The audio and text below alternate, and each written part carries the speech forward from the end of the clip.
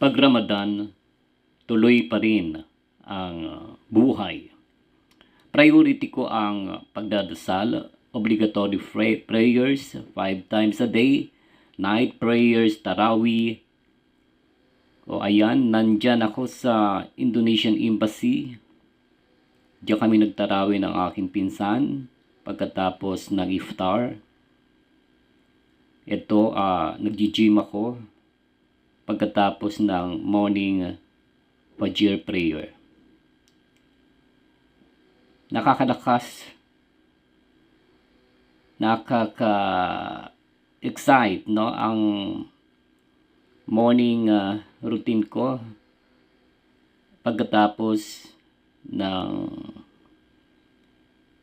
pagdarasal. Ayan, energetic kahit na fasting vibe.